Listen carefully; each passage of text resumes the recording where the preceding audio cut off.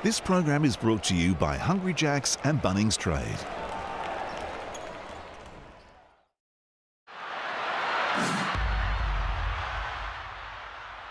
Here we go, the Southeast Melbourne Phoenix taking on the Adelaide 36ers. Now the 36ers, they're going to be without head coach CJ Bruton for this one, which really doesn't help their chances in my opinion, because the Southeast Melbourne Phoenix post-COVID have been unbelievable. That win over Perth was huge. In the pre-season, I thought they were championship contenders. They started the year very well. Then they went through this little COVID lull when players were in and out of this team. So I think we lost a bit of them then, but they're back and they're in a great position. So I'm going to take them in their head-to-head. I'm also going to take them at the line here. I reckon that they get a pretty convincing win over this 36ers team. Just too much offensive firepower. Speaking of offensive firepower, though, that line is still too high. I'm happy to take the unders on this one. Enjoy the game. Most importantly, gamble responsibly.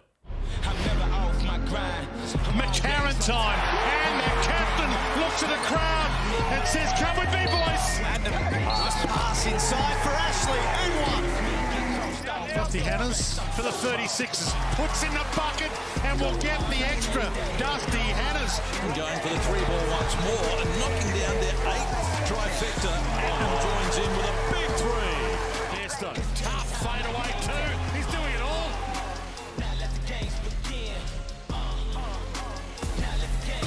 Indigenous round in the Hungry Jacks NBL is one of the most significant events of the season. All teams will be wearing jerseys specially designed by Indigenous artists as we celebrate, recognise and acknowledge Indigenous cultures across Australia, New Zealand and beyond.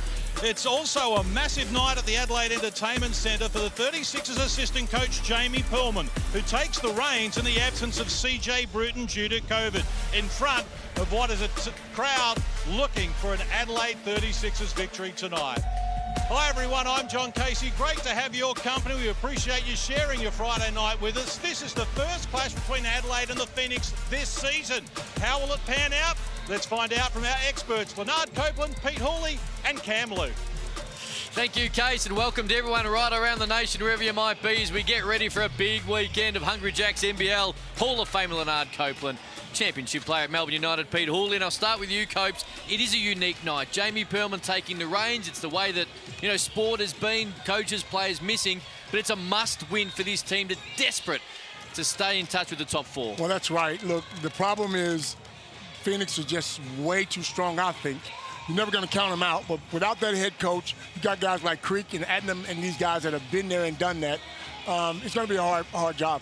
Pete Hawley, welcome to you. We talk about Southeast Melbourne Phoenix. They're a legit championship contender, and they want to lock down either seeds 1 or 2 for home court advantage in the semi-finals. Well, no doubt that's going to be crucial, and especially with the business end of the season coming up, these are the games that they need to be making sure they take care of. But Adelaide were terrific last week, so I'm looking forward to this one. There's a DoorDash starting 5, a DoorDash March Madness, 20% off everything. Use code MADNESS.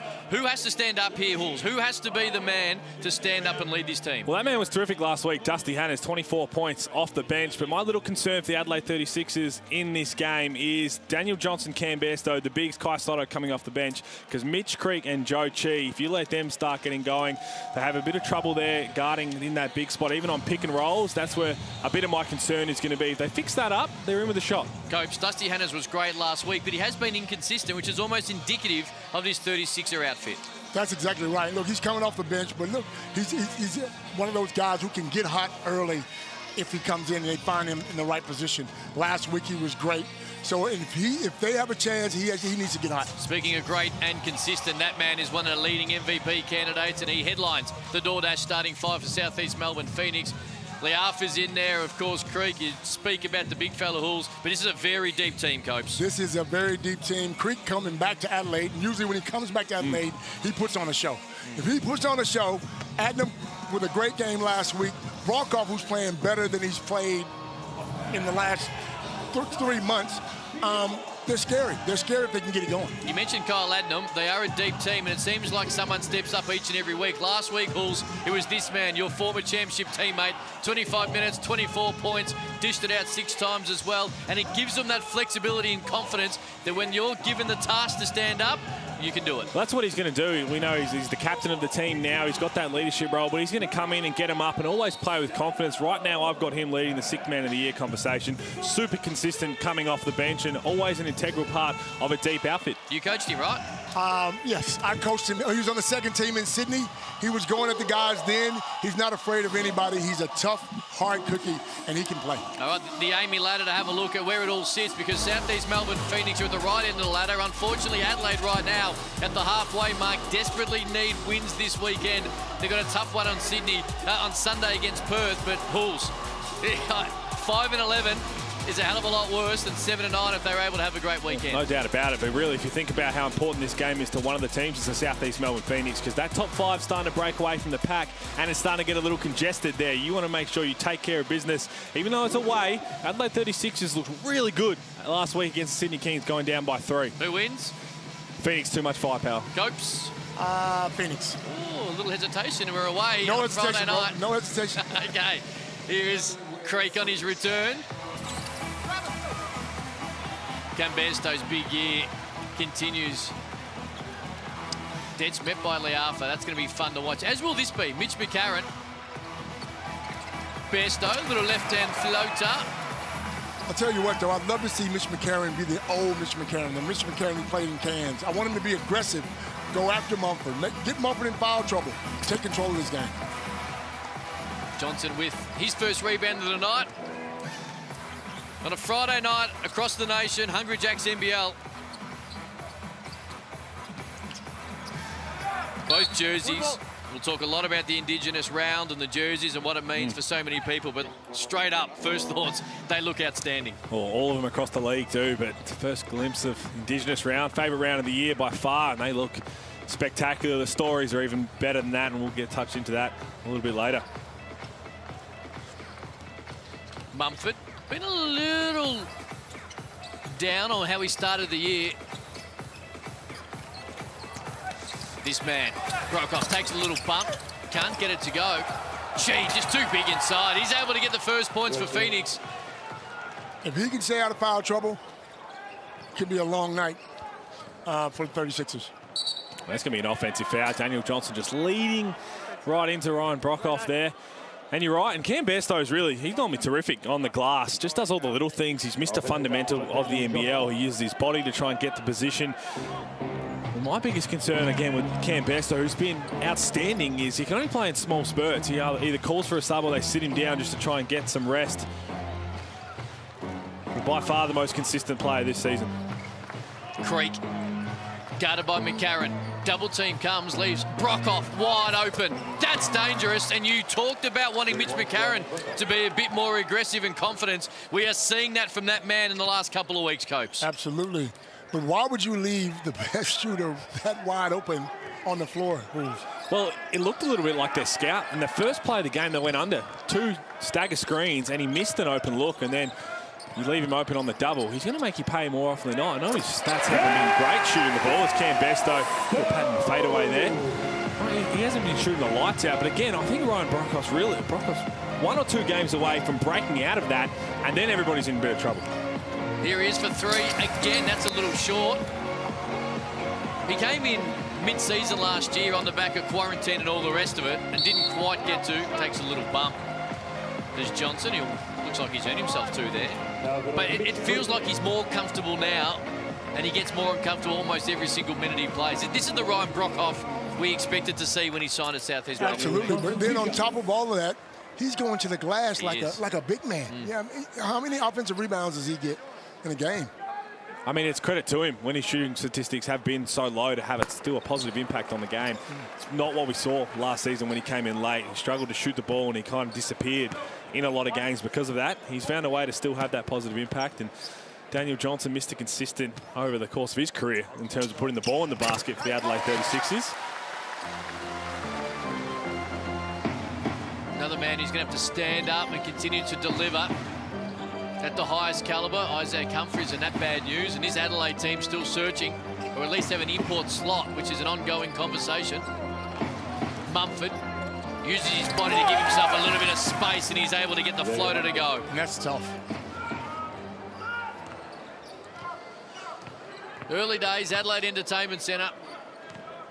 Second on the ladder, Southeast Melbourne Phoenix.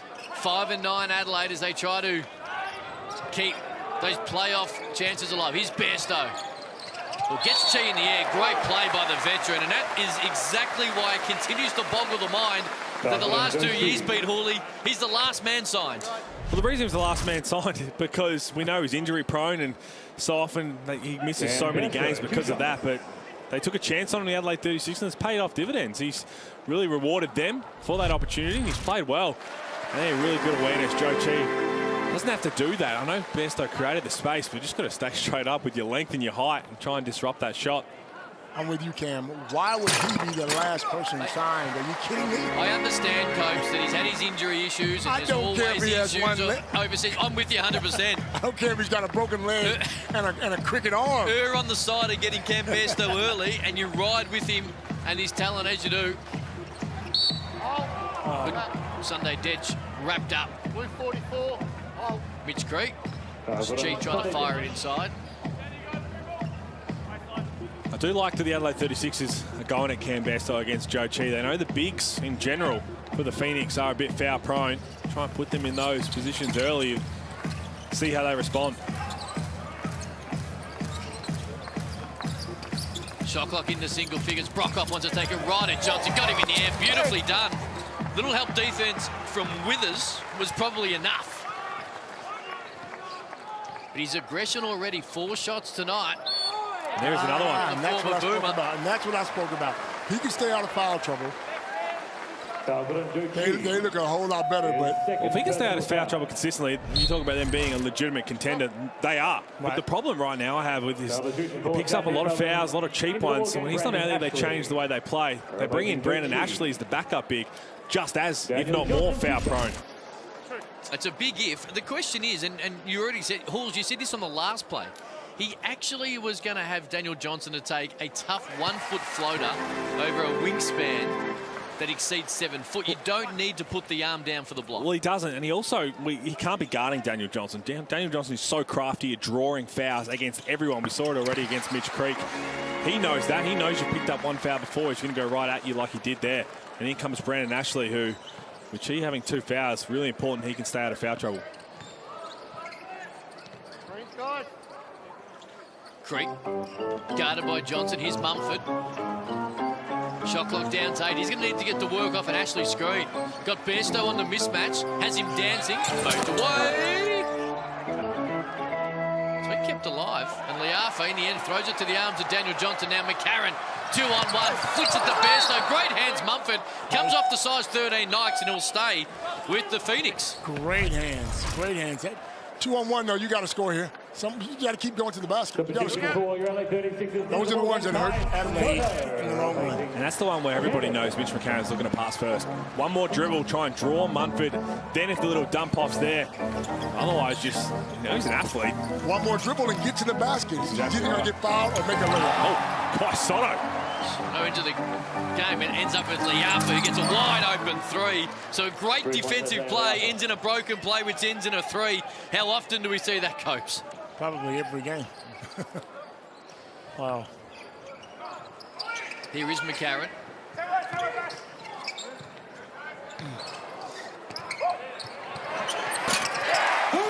He needs to find a little bit of form. There's that man as well. Withers for 3. Creek goes right back at him at the other end, uses the right, kisses it off the window. That's a bully ball right there, bully ball. Withers asking for a travel, no travel there. So he just had a little bit of a bite on the shoulder fake, really, at the top of the 3 from Mitch Creek. Here is McCarron.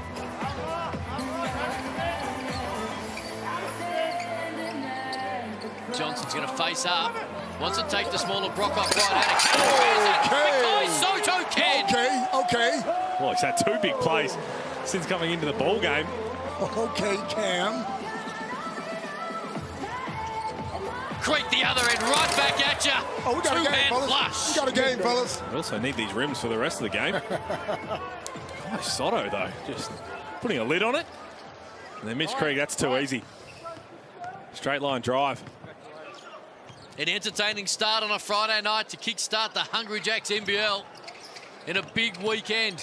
Withers straight at him, can't finish it this time, takes a little bump. Creek got it, and that's the evolution of Mitch Creek that's turned him into a very good player to one of the best in the NBL. One thing you can't afford is for him to get going. He's got 7 early.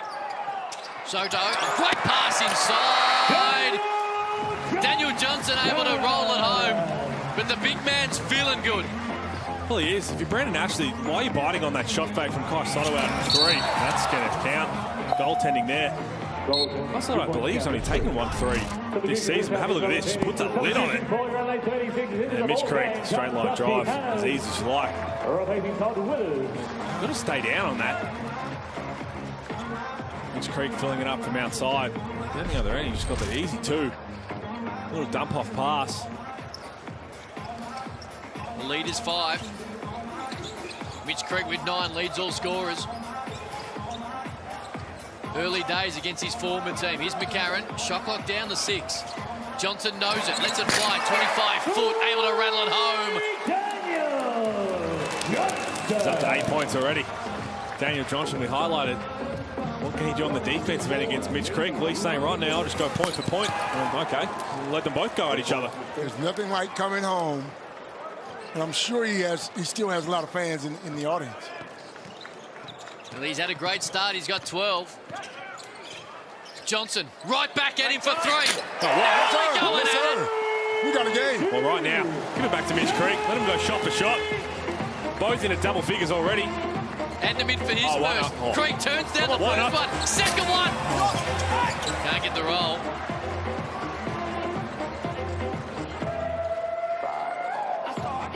Johnson for his 3rd strike. Hello. And the Adelaide Entertainment Centre's going nuts. It's just something about games that Copes commentates. There's no defense played. Wow. Daniel Johnson, 14 points. Only missed 1 free throw. That got him going. Averaging just under 15 on the season. He's got 14 in the first 7 minutes here on a Friday night. Well, the first one you saw, Mitch Creek closed out but had his hands down. Daniel Johnson's going to rise up and shoot it. It's something like seeing that ball go in the hole. You make that next one. I'm taking the next one. I don't care where I am. Jamie Pearlman's in control. Let's have a listen. Some of the stunt, we're going to show guys get underneath. Stunt show guys get under. This one stay with him. It's the perfect size. What's that? Yeah, we want to got to get it out of his hands. Got to get out of him, force him wide. Okay, and that stuff there. Wide. Ollie. Wide, Ollie. You got the down screen. Curl. Either back cut or curl. Okay. Kai. Get that back screen. Okay. Wide, Ollie. Here we go. First time out in control of the Adelaide 36 is Jamie Pearlman, stand-in coach. And Daniel Johnson's got him off to a nice start. He's got 14. Creek, as you can see, 12. And the 2 former teammates are going at it. And Copes, before I let Peter Hooley speak, how would you go hitting 3 straight threes and then going to the bench? Well, it's not going to happen. Well, it's happened. It's happened right there. It must be the number 21, because that happened. It did happen when I played. It must be the 21. Oh, we talk about that all the time. Someone hits a 3 and sits down, but you just hit 3 in a row. Well, let's talk about the Adelaide 36's stats. So, on the season, Dusty Hanners, who just entered the game, he scored 20-plus 4 times. Daniel Johnson 3 times. Sunday Detch once, and that's it. The only team that has less 20-point scorers this season, as Mitch Creek fills it up again, is Cairns with 7. They're looking for other guys to put points on the board. They just haven't found it consistently enough. Turangi in for his first minutes. Harris likewise for the 36. Soto's had a great start. Bump straight in to Mitch Creek. And is that 2 on Creek? That will be foul number 2. You're right. Didn't quite get across. He's got 14 in the first quarter. Have to take a seat as well. Chi as well already had the 2, as we can see there. But an entertaining start and a great start by both Mitch Creek and Daniel Johnson with 14 each. We saw Adelaide position on the ladder. Soto misses that one. This has been the worst first half of a season for the Adelaide 36ers in terms of record since 2015.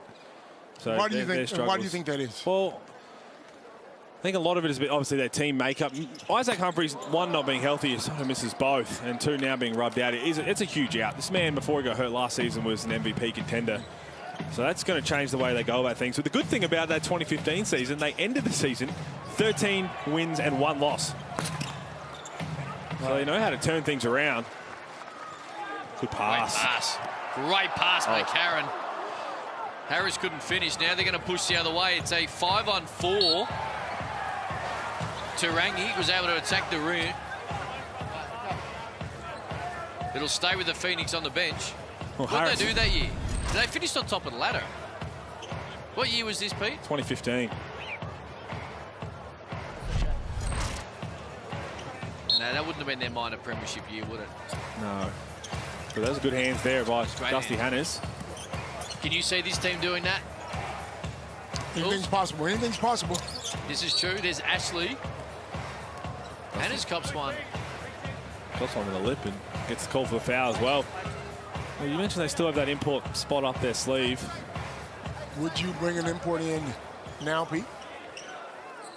Could be soon, absolutely. I think if you find someone enough and quick enough. That's going to be a blood roll here for Dusty Hanners, who's copped one in the face. And you mentioned Mitch McCarron. I think it's been a big talking point all season. I think one of his better games looked good when Dulfemeyer was starting in the one. And Mitch McCarron, because we've seen it already in this quarter right now, brings the ball up, gets him into offense. Okay, they're trying to go at Joe Chi. Once he passes the ball up, doesn't see it again. If it does, it's late shot clock, got to make a play happen. Glidden.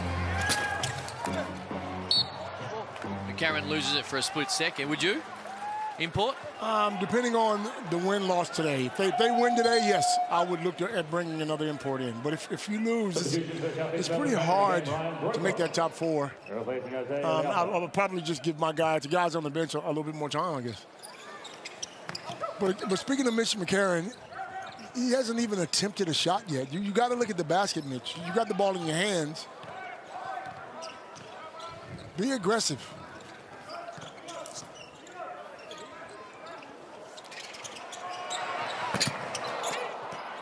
Withers no good. Good energy from Harris. Kept alive by Harris. Great pass, Soto. Taken straight by Glidden. Here's Adnam. 24 points last week. Had the hot hand. Late in that big win. Right at Soto.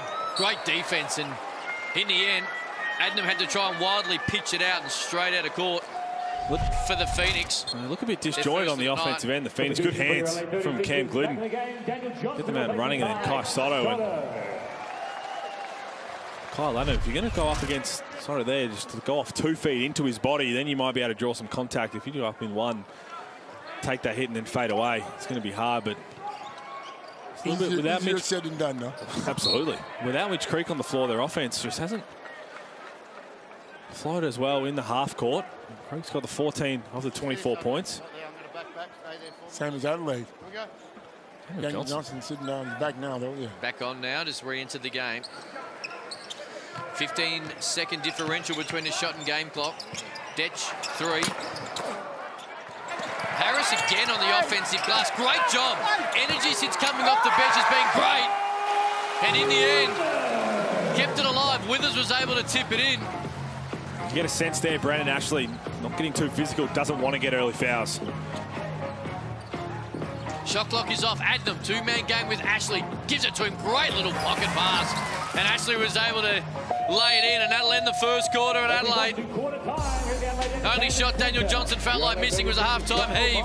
But it's a 1-point lead for the Phoenix, 26. The 36ers, 25.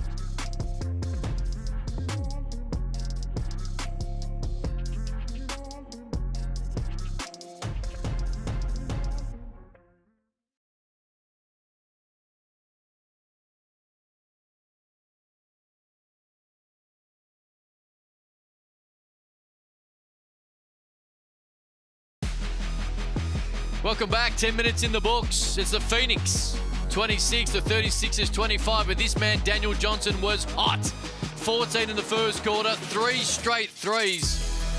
And the superstar veteran continues to do what he has done for over a decade now. He then got benched after those 3 straight threes, but we're looking forward to seeing him back in the second quarter. That is Michael Harrison, his 10-year-old son, and his cousin to his first ever NBL game.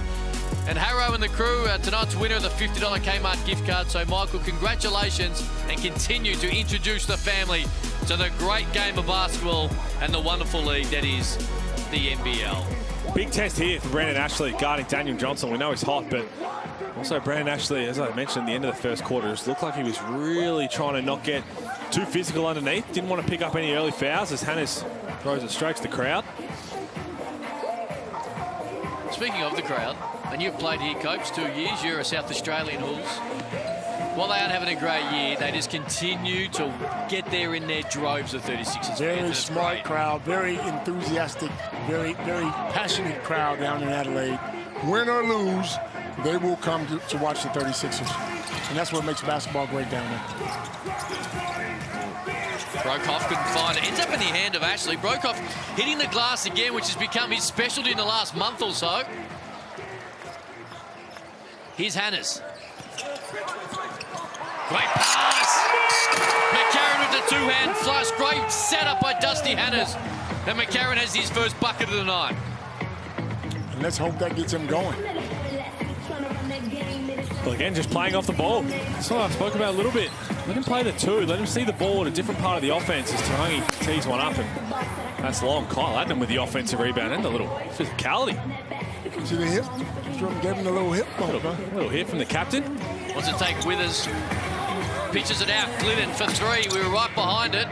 Back iron. Brokoff again.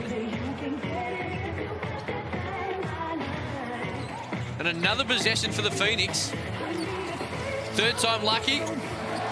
Good D from Withers. Great job. Now McCarron wants to lead a little mini break. Looking. Look at the basket. Now I'm with you. You taught that in transition until somebody pulls you up. Dusty Hannes into the contact. You got to look a bit more aggressive. So here's the dump off. Good drive, and then that's a good cut from McCarron because Dusty Hannes had nothing. Unless you go corner to corner, baseline to corner, and the stat man's digging hard, fellas. So the last time that 2 players had 14 points in the first quarter of a game, February 2008. That would be Julius Hodge, the Adelaide 36ers, and Rod Gazard from the Slingers. So that's a good sort of throwback there.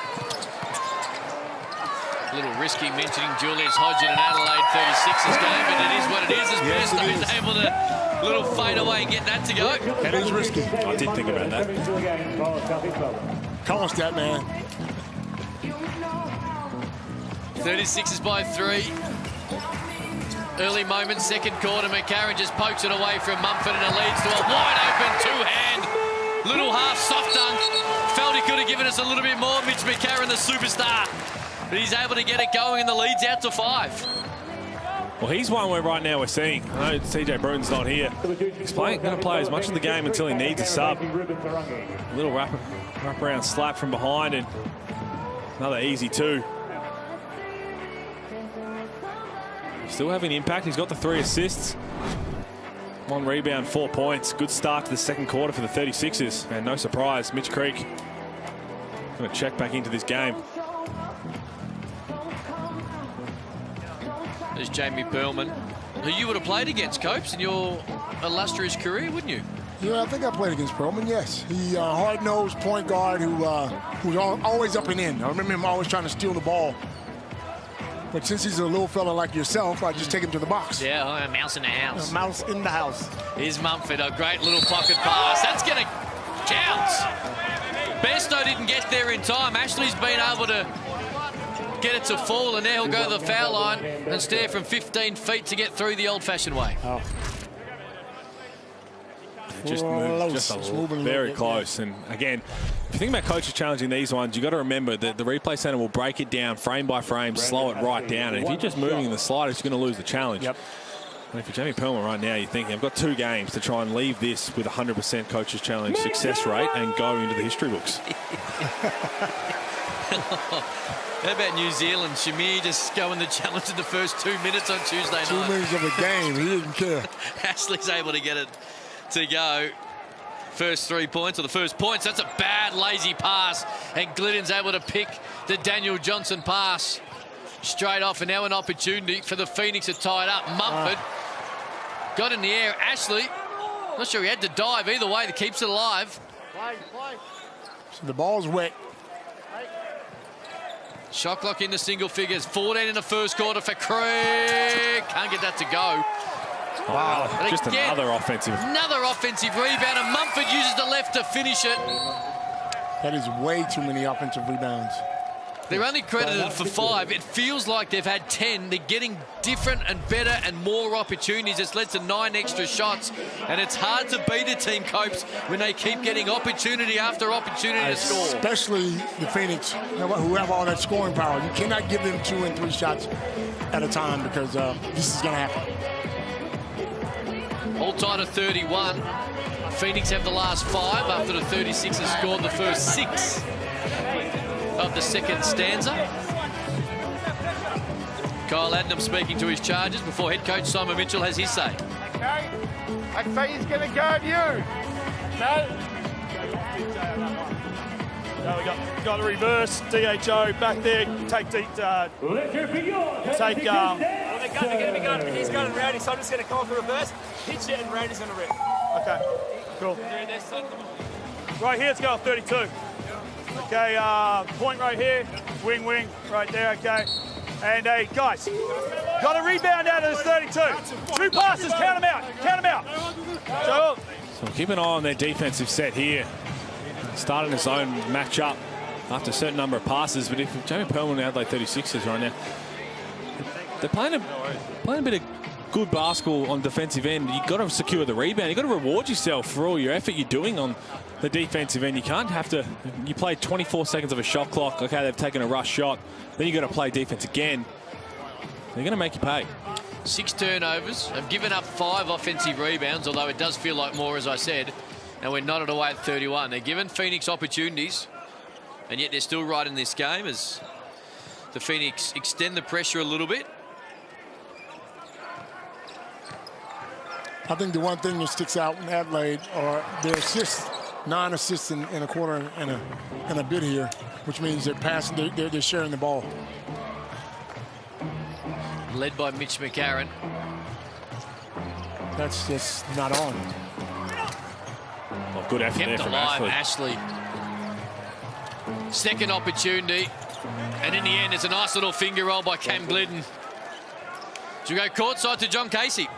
Thanks, Cam. Yeah, I was just listening in with the Adelaide huddle during that timeout, but my attention was drawn to Cam Bairstow, who was in an earnest conversation with the team doctor, and he has now disappeared into the change room. So not a good sign for the 36ers now that Cam Bairstow has gone into the change rooms, obviously for some treatment. Just getting back to Jamie Perlman, what a tough day it's been for him. He was at the funeral of his mother-in-law this afternoon in New South Wales and had to charter a flight back here to get him back in time. So our condolences go out to Jamie Perlman and his wife Tracy for the sad passing of her mother. But a big night for Jamie Perlman. I asked Judd Flavel pre-game if he had any advice for him because he had filled in for Simon Mitchell in the past, and he said he doesn't need any advice. I coached against him in the New Zealand NBL where he was coach of the year, Jamie Perlman, at Nelson. He said he knows his stuff, he'll be fine.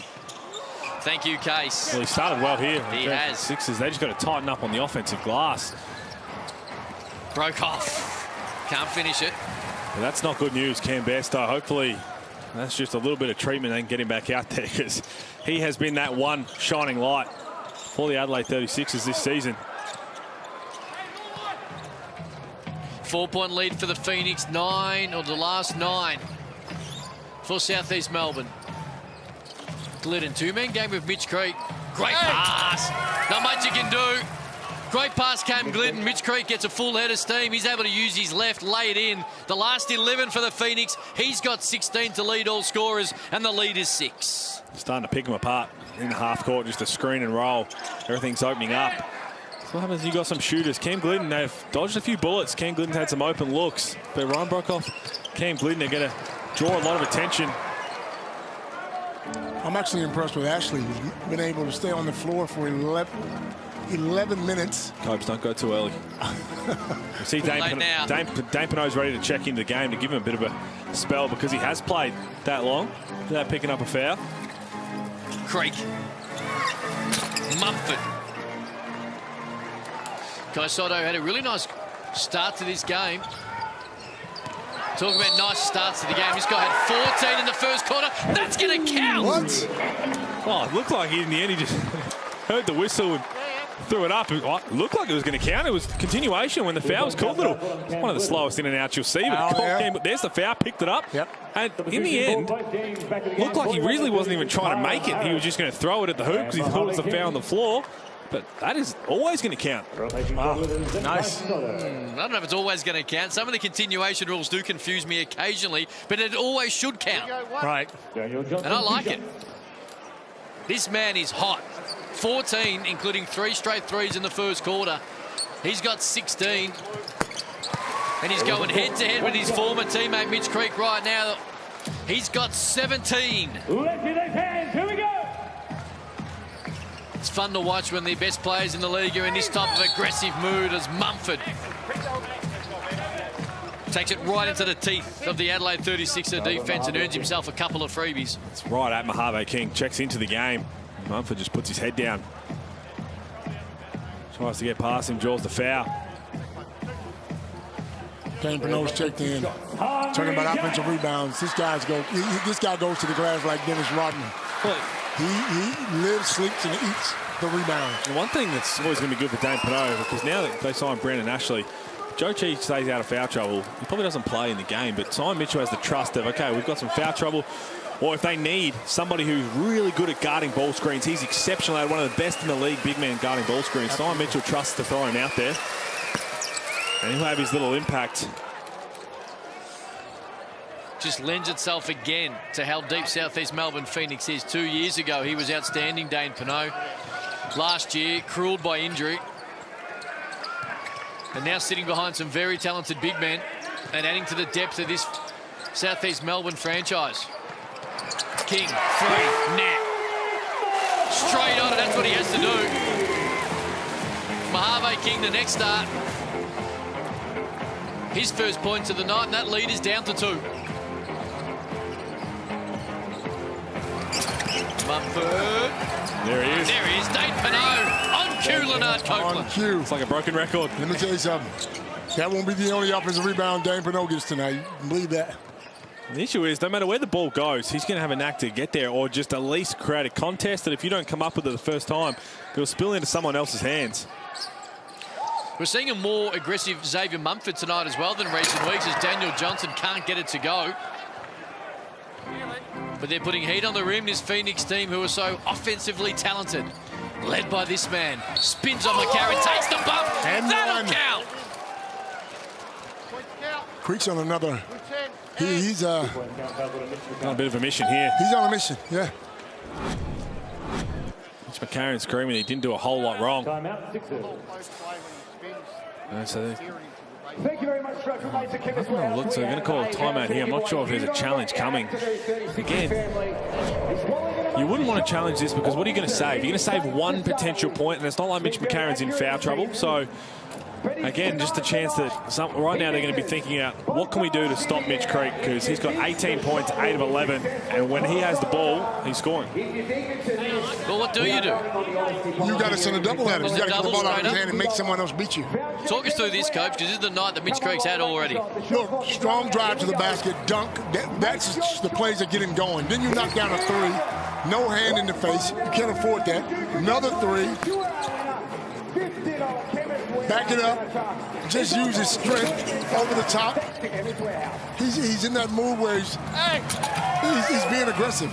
He is, and we spoke about it off the top. You see those couple of threes earlier that really got him rolling. It has added another string to the Mitch Creek bow, which now makes him, if not the most dangerous player in the league, in that group of 2 or 3 that can lead their team to a championship. Well, it's a few of those, especially in the league right now. But what's good about this, I mean, we highlighted the concerns of the Adelaide. They don't really have a matchup for him one-on-one. And they know that, okay, Daniel Johnson might be starting on him, they're not going to put him back to the basket on the block to try and back down Daniel Johnson. They're going to send him in a pick and roll where Daniel Johnson has to show or do something else. And then you see there he's getting open because the rotating guy is either a small guy or it's a bigger Cam Best or a Kai Sotto where Mitch Creek takes one dribble, gets around them. So really good half-court offense from the Phoenix to try and exploit that. And then when he does get a small guard on him, they roll it into the block. He's got his strength. He was going to get to his spot. And he's got that mindset where this used to be my team. This used to be my stadium. I'm coming home. I'll let you guys know what you missed. Three-point play is good. He'll take a seat. I reckon Adelaide 36ers fans know exactly what they mean over the past few years. I think they're also breathing a sigh of relief right now as Mitch Creek takes a well-earned break. 19 points, leads all scorers, and that lead is 7. And he's gotten a little bit more consistent from the three-point line, so he's added to his... Well, Mumford had it for a split second, goes straight back to Detch. Turnover's been a concern. 7 in the first half for Adelaide. We're able to get away with one there.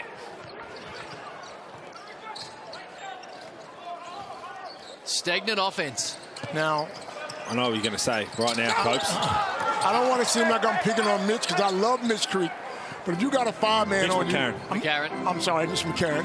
You got a 5-man on you. You got to go at him. 3 on 2. Here is McCarron. Oh, beautiful pass.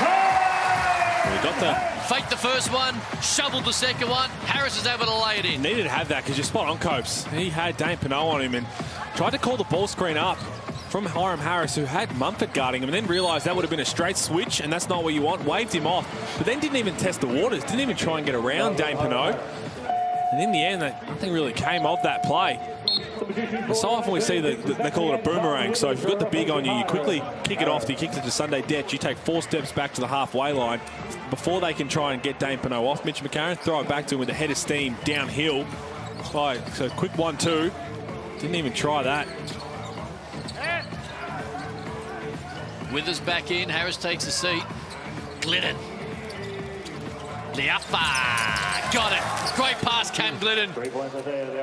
Beautiful ball movement. Couple of threes on the night for Liafa. A wonderful story.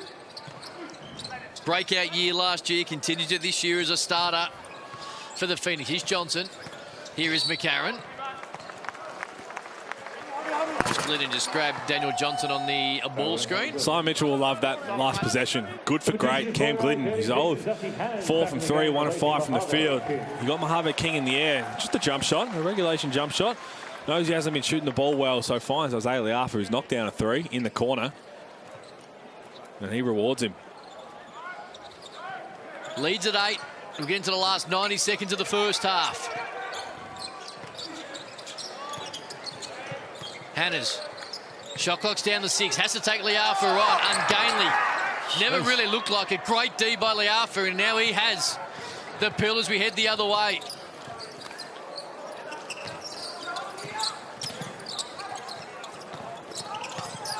Brokoff. Had it stripped by McCarron. Now we've got a little 4 on 2. 36ers just a little nonchalant there. Now it's McCarron in the post. Couldn't get it to go. No friendly home roll there, the Copes. At least he took a shot. And the Phoenix through Adnam. Look for the 2-for-1. Glidden. That's down. Great pass, Kyle Adnam. Well, see how Kyle Adnam does that so well. Little snake off the ball screen, creates the separation, doesn't force anything. And what he did is just make Mitch McCarron turn his head. Strong side corner. Everybody knows you've got to stay home, especially if it's a shooter. Ryan Brokoff, easy 3. This is out to 11 points. Shot clock is off. Detch down to 5. Head down, gets deep, tries to get Pinot in the air, did a good job, but Pinot was able to get the palm to it. It'll stay with the 36ers baseline, 2.3 on the clock. Oh, looked like there might have been a little foul when he got off the ground earlier. That's no different to the Mitch McCarron call at the other end. Well, exactly right, because you see, Dane Pinot left the floor before Sunday Detch. I think they might have just dodged a little bit. All was clean after that. 2.3 on the clock. What have they got to end the half? Hannah's curls, couldn't get it to him. Now it gets it to him, gets inside too easy. Wow. Look one way, went the other way, gets a little hit. And Dusty Hannah's right as the time and the clock expired. 0.8 on the clock. He's able to get it to go. Simon Mitchell would not be happy with that. That's where you go from pretty positive halftime speech to just starting off with maybe one or two sentences not fit for air. A couple of, bad words. And this is Hannah's. Gets it to go for the three-point play. Little deflection gave Adelaide half a sniff, and that ends a very entertaining first half. Adelaide Entertainment Centre, that man has been incredible. Mitch Creek has been hot. He's got 19. Daniel Johnson has 17. And it's been a very fun game to watch. Well, we're talking about Simon Mitchell, that last play. They had a really good second quarter, but just having a few words to say about how they ended that last play. Good awareness by Daniel Johnson. Smith Milner is ready to throw the quarterback pass for just a late heave. In the end, Phoenix, really dominant quarter, going into halftime with an 8-point lead. Let's get down to John Casey, who I believe is with the man of the first half. Mitch Creek, wow, what a first half, man. 19 points, and you're right back in your old stomping ground. You've got lots of fans in the house. You're turning it on. Oh, look, it's a lot of fun. You know, me and DJ were talking a bunch of smack back and forth and having a bit of a laugh with it. It's nice to play and have him out there on the court with me, although we're not on the same team anymore. It's just nice to feel in a bit of a rhythm. I've been shooting like absolute crap lately, so it's nice to see it really go through. Seesawing affair. They were up 5. You've been up 11. What's key in the second half? Like breakdowns on that last play, like we got to be solid. You know, 2 seconds left, make him catch it outside and shoot a contested shot without fouling. We've jumped 3 or 4 times. DJ's had a couple chippies and stuff like that. We just got to be disciplined without fouling and we'll be okay. Always great to see you in Adelaide. Thanks, Case. Mitch Creek there at half-time, and the Southeast Melbourne Phoenix enjoy an 8-point advantage. It was out to as many as 11. Sixers grab some momentum right on the buzzer there, but it's 50-42. We've got more for you from the Adelaide Entertainment Centre in just a moment.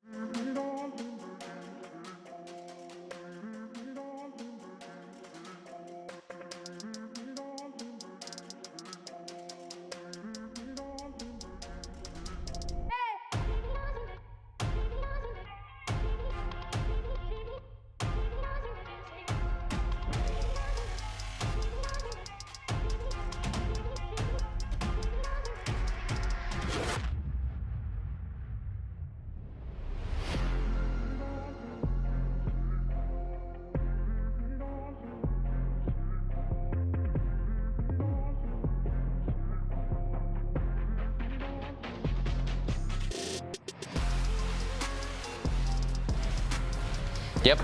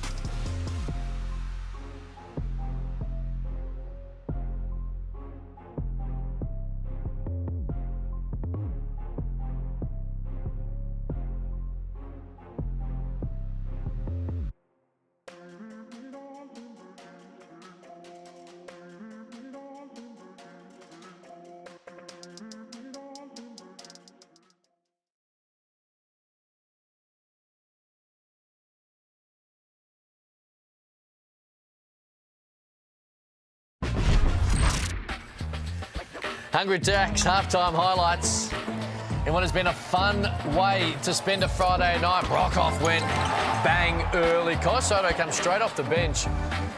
Was a huge factor, but that man Liafa, you cannot leave him open, and you just can't get anywhere near this guy when he's in this mood. Daniel Johnson, that's about the only shot he missed. We'll get to him in a moment.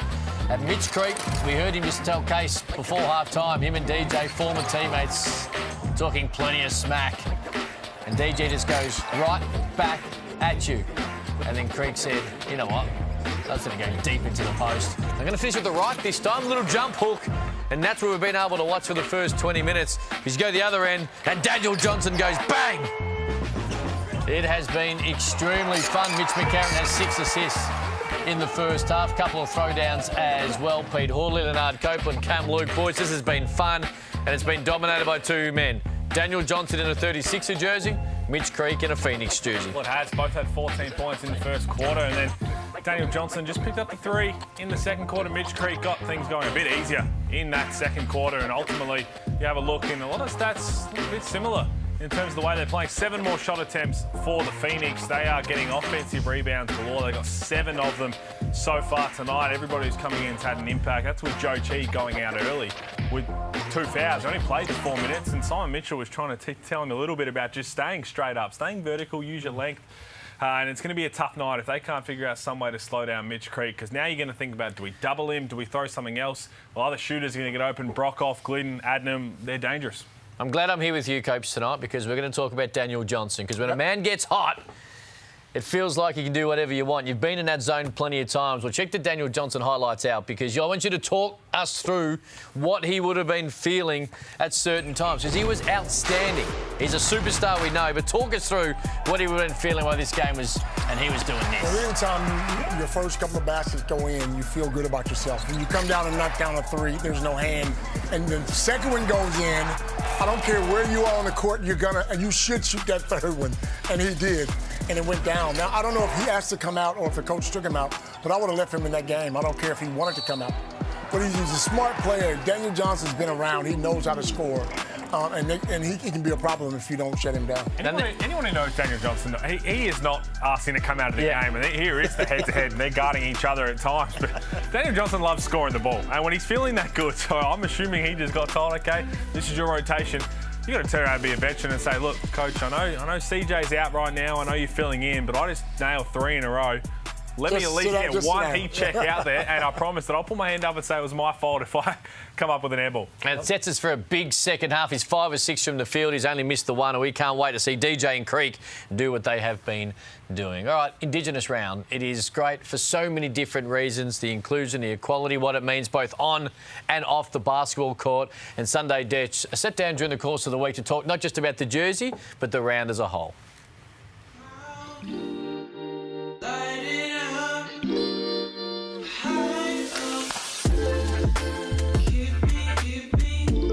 Indigenous people were the first landowners of Australia, and we just want to pay our respects. And it's great that over the couple of years now they've got a whole round for it, and it's being heralded and celebrated. So we're really excited to wear these jerseys again.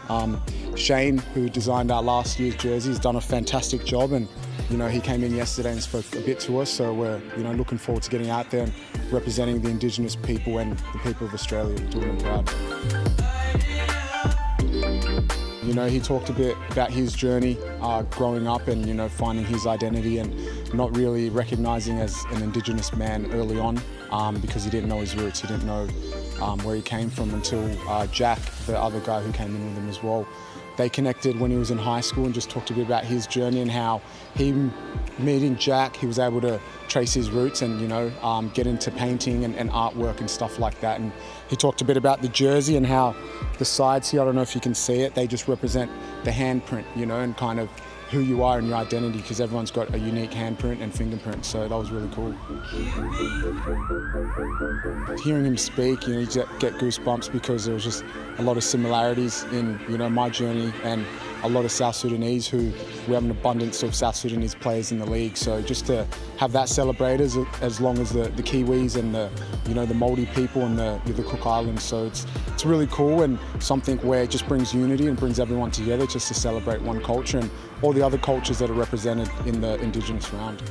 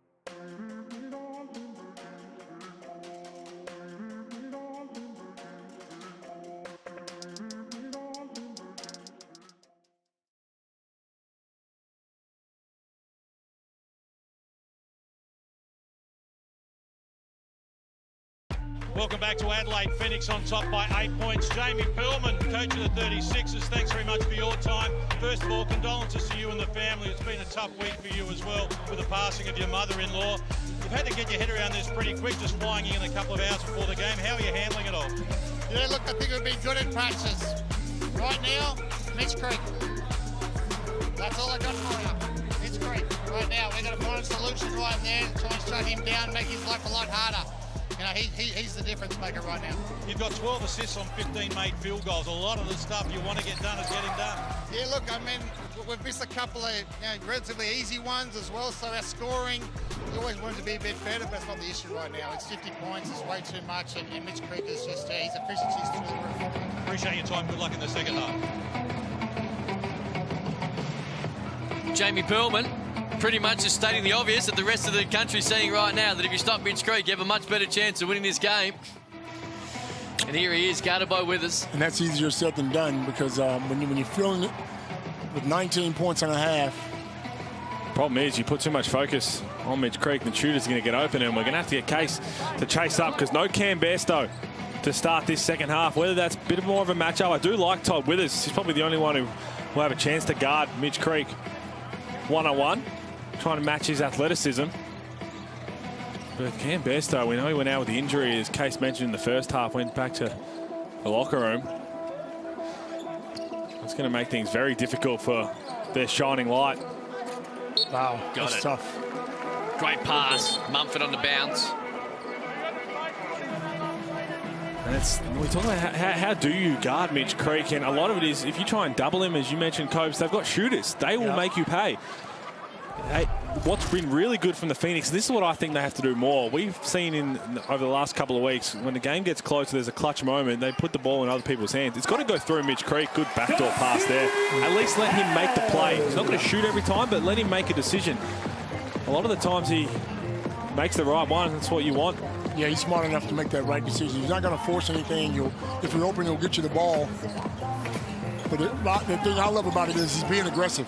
When he's aggressive, they look like a whole different team. Here he is again, takes a little bump, takes a bump, takes a hit, finishes it. Three-point play opportunity, and Jamie Pearlman, not 2 minutes ago, was saying, Mitch Creek, Mitch Creek, Mitch Creek, we've got to stop him. And the first two plays of the third quarter, Mitch Creek has proven, right now, you got no answer. McCarron's not big enough. Look, you can't put McCarron on Mitch Creek. Well, Todd Withers was the one they started this quarter with, and even still, I think Mitch Creek's smart enough to take Todd Withers off the dribble. And what really, for other teams, and talking about getting to the final series, the finals matchup for Mitch Creek is going to be the one, because every fourth spot is a really good matchup for him. You've got Jack White from United, Xavier Cooks from Sydney, Vic Law from Perth. Absolutely. So the fourth set, is it, Pete? Illawarra's going to have a chance. I mean, Illawarra's going to have a chance. They're going to have to go on the road, but a road, as I think Copes and I mentioned, gives you a chance to really come together. Detch can't finish it. McCarron on the rebound. I believe the four is set, and I know the Copes, as Detch is able to get it to go. You said on the jump earlier tonight that you think the four will stay the way it is. I think the four stays the way it is, because Sydney have a very easy run in the second part of the season. I shouldn't say easy, but easier than most. Mumford, sure. That's a big turnaround from you, because Gazy told me you tried to get Chase Buford. Nah, I don't know what's wrong with Gazy's. I don't know what's wrong going on with Gazy, but well, the top four not as is. Illawarra is fourth right now. I know. But again, all these games are going to be crucial. He's your boy, Gazy, Coach. You well, that's what he's thinking. Sometimes Gazy can say the wrong thing. Never said I never wanted Buford fired. I just said he was under pressure, and so he was, until his dynamic guard came in, and now everything's fine. Quick timeout here. Jamie Pearlman. Contender. That is huge. The lead is 13. Liaf has hit another three. He's 3 from 3 from the land of plenty. Turner, long rebound. No one's really back for safety, and Ryan Brockhoff does what we keep talking about. Adelaide needs to do in transition. Draws the defense.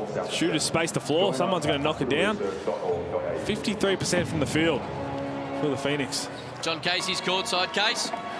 Yeah, thanks, Cam. Look, I've been in speaking with the Adelaide 36ers bench. Now, the bad news for 36ers fans is that Cam Bairstow will not return for the remainder of the game. They are just doing some further tests on him. We saw the doctor speaking to him when he came from the floor. The physio has also been speaking with him as well. And I've just spoken to the team doctor, who tells me that he is not in a position where he's going to be able to come back on the floor for the rest of the game. Hey, just while we got your case, what is the injury? Look, at this stage, they declined to explain exactly what is wrong with Cam Bairstow. They've just said that they just need to get some further tests done on him. And that's all the information that I was able to get. Thank you, Case. That is the worst case scenario for the Adelaide 36ers. And we spoke about it at the top of the game. Why he was the last signing in the off-season was because he does have the ability to pick up some injuries that, if they're declining to say what it is or what it could be, you really, if you're an Adelaide 36ers fan hoping this is not something that's going to keep him out of action for a while, the consistent shining light of a tough first half to the season, just his energy, his effort, looked like he was just back to his old ways. Well, if he's not healthy, then that's when you look at another import. You got to bring someone else in to help him out. He didn't look like he was agreeing with that doctor. No, that's body language saying, I can go. There was a robust discussion. The leads are 13. Last 5 points for Phoenix. And now the 36ers need to stay in touch here. Daniel Johnson guarded by Craig, the two hot men, the two former teammates. Two boys have been talking smack to each other all night. Mumford came in for the double team. He got his hand caught in a cookie jar, and DJ will go to the line for two. Why? Mitch Creek just looking at Xavier Mumford saying, don't do that. These guys are past teammates. They know how to play each other. And Mitch Creek, it's going to be bread and butter for Daniel Johnson. But if he knocks that one down, you live with it. You live with it. But again, the stationary offense of the 36ers, Mitch McCarron didn't test the waters, kicked it over to Withers, who had Joe Chi at the three-point line, didn't even look to put the ball on the floor, try and get past the big fella. Just threw it to Daniel Johnson, who normally is automatic across his career from the free throw line. He's been leaving a few points here. Makes the second. He's 5 of 7 from the stripe tonight. He's having a huge night. 18 points, 14 in the first quarter.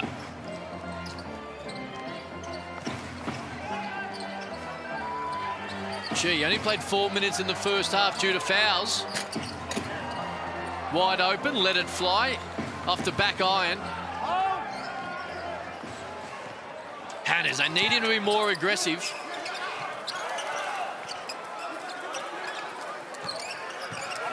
Now it's Detch guarded by Chi. He's going to take it right at him, gets around him too easy. That's a nice move by Sunday Detch, which is exactly what you wanted Mitch McCarron to do, Pete Hawley. Well, that and Todd Withers when he had the ball on the rim.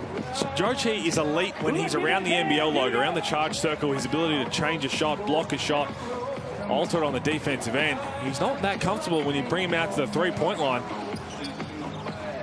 And again, when you do get past him or put him at a disadvantage, to be able to go into his body just a little bit to throw his timing off. Liafa. Fade away, too short. Now McCarron. Leads at 10. Last 3 points for the 36. He's trying to build some momentum. Kept alive by Hannahs, but only to the hand of Mumford. 2-on-2. Great pass to Chi. Mumford, little flick pass. Thread the needle. Chi with the left-hand throw down, which isn't all that hard when you're as tall as he is, but the big man getting involved after a very minimal output in the first half. And that's a great pass for two reasons. Great pass by seeing the big fella run the floor, but you get the big guy involved. Mumford again runs down the long rebound, beats Harris to it. Going to take it right at him. And it's going to be a trouble. Good defense from Harris. But see on the other end, Daniel Johnson was going to hand off to Mitch Creek and then called into a ball screen. But Daniel Johnson just likes to fly out of it instead of setting them. And what happens is Mitch McCarron had no advantage. Gets a little scoop pass. Joe Chi, well done to run the floor. But the problem is, if you're going to just fly out of the screens, like it's not really a slip, it's more of just a slide out of the screen. There's no advantage for the guard trying to turn the corner. Mitch McCarron had to put his back to the basket where he's comfortable, likes to post up a lot. Phoenix by 12. Detch takes a bump, couldn't finish it in the end.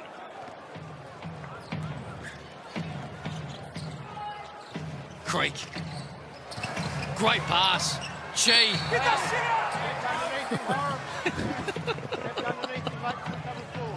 Heard that through the effects line. Doesn't quite have the same ring when someone's got hold of your arm, but the big fella will go to line for two. Lobbed up to Chi v Soto, and that's brilliant. Well, it also doesn't have as much when a third player is not even involved in the play. Yeah. Mitch McCarron is the one saying it. Mitch McCarron just take our jobs. That's funny though. I do like the entertainment of which Mitch McCarron provided as Chi leaves that a little long. And all of a sudden, Hungry Jack's Burgers. Here we go.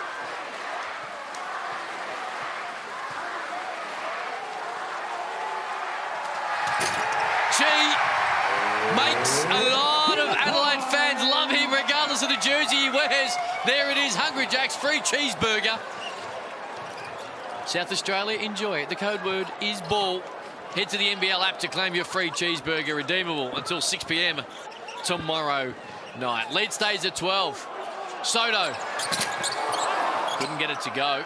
Well, this is the time right now where Mitch McCarron does have to be aggressive. Daniel Johnson off the floor, no Cam Bairstow. Dufemire, Harris, Detch, Soto and McCarron. Oh, the big fella with the move. I like it. Throw it down. Joe Chi. Throw it down to him and let him go to work. If you are just joining us, only the 4 minutes in the first half for Chi with 2 early fouls. 6 points, 3 boards on the night. And this is where they're going to be really potent defensively and offensively if they can stay out of foul trouble. Ashley and Chi playing together.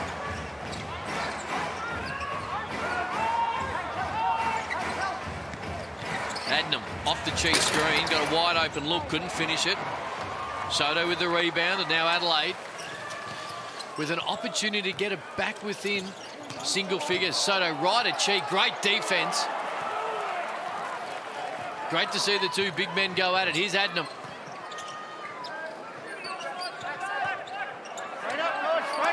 They'll renew the battle now. Chi, there's a double team. Oh, gets him in the air, beautifully done, takes the bump. Patience personified. Well, the vet has been around in the leagues for so long. He's really smart. He's going to try to get one back there. Joe Chi doing what Simon Mitchell was saying, trying to be straight vertical, and then right here, just a vet move. Knows he was trying to get the block. Little overzealous. Joe Chi, 2 shots. And the big man heads to the line.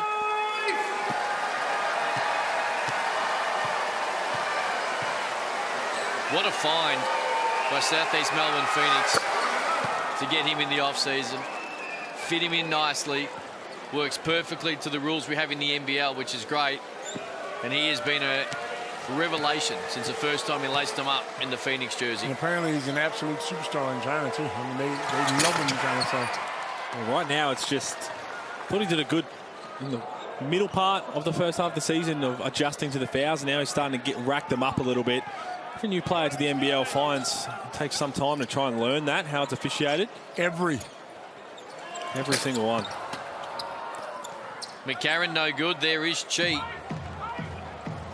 Rebound number 5 on the night. The lead's at 13. Tapped away. Mitch McCarron again from behind. Does it perfectly. And it leads to the exact same 2-hand dunk he did that he did when he poked it away in the first half. It's 3 dunks in a game for Mitch McCarron. All 2-handers. And that's his only points. 3 dunks, 1 off a cut and 2 breakaways. 6 points, 4 boards, 7 assists for Mitch McCarron. I like that pass. Well, it's a Yorker.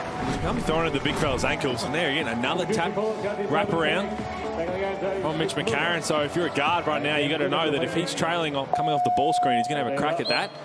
But I say Aliafa, it was a good little pick and roll. It's either going to be a bounce pass that comes up to the... or a lob. Or Ashley, or throw it up. 11-point lead. 2.5 minutes to go. Adelaide Entertainment Centre, Friday night. Hungry Jacks NBL. Here's Jamie Pearlman. High down there. DJ's coming into the screen. Tags are coming off it, they're showing. DJ's out. Find DJ out. Kai's man leaves. This is a weak side guard. If you literally just flip it up in the air, Kai's just gonna fucking throw that thing down there, okay? If you drive, we got that one before, weak side windows. We found Macca, I think we kicked it there. Simple basketball right now, but it's the defensive end, okay? Defensive end right here, we've got a lift. Nice, we're right there. Hey, let's get this under 10. 10 or 9 for the park, let's go. Toughness, physicality. Keep grabbing defensive rebounds for us, Kai. Okay, here we go.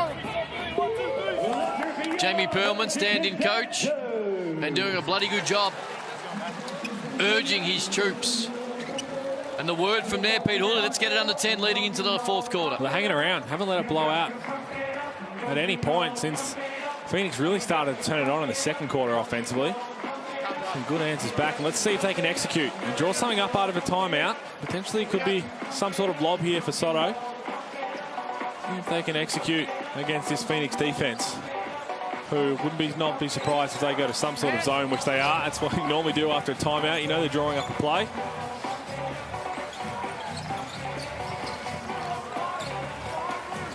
Dufemire in for his first minute, straight to the bucket. Oh. Brandon Ashley. Was able to snatch the rebound. Cheese taking a break. Smith Milner in for his first time in the third quarter. So only a small glimpse of the Twin Towers playing together. Glidden. Been cold tonight. Soto, great job to keep it alive. He's been active, which has become the norm every time he's got on the court. 2.6 boards tonight. Lobs it up. There it is. Pass. Great pass from Daniel Johnson. That's what he can do. Just hangs around the rim. But it's under 10. Soto has 4. Tarangi. They've come out of that timeout aggressive. I think you got to get Mitch Creek back in there because the offense is a little bit stagnant here. Speaking of that, he's headed to the bench. Shot clock's down to 8. Dufemire's going to need to be creative here. Hands it off to Sunday Dechu. Has to launch it from 25 foot. That was a little bit short. Tarangi. That's always going to be an offensive foul and a rebound. Here's Soto. This is what Jamie Perlman asked. Clean up the defensive glass for us, and then big-to-big lob. Good connection here. Daniel Johnson, just throw it up. He'll go get it. And that offensive foul on the rebound from Tarangi. You're face guarding. You feel like you're getting face guarded as a big. All you got to do is fake like you're trying to get your arms up to go through. It's always going to be a foul. Didn't mind it from Daniel Johnson either. After he just nonchalantly laid it in, he did ask for the continuation, even though it was 5 seconds later. He's been great tonight, Daniel Johnson. That first quarter was scintillating. Giving Adelaide a real chance tonight against Southeast Melbourne. Dufemire in the step back, no good. And Mitch Creek re-enters the fray at the urging of Leonard Copeland and is able to grab the rebound. Here's Adnam. 2 for 1 for the Phoenix. Comes up short there. And we've got a 7-second differential. And that lady just hanging around. That's all you got to do. Play on your home floor. Just hang around. Make a couple plays in that fourth quarter. Make Phoenix have something to think about. Johnson right at Creek, forced it. No good. And the last shot will be for Southeast Melbourne Phoenix. Adnam. What a pass. Perfectly handed off. Ashley's able to lay it in. And the lead is restored to double figures right on three-quarter time. The lead is 11. What can Adelaide do? Or can Southeast Melbourne Phoenix's great season march on? Find out on the other side of this.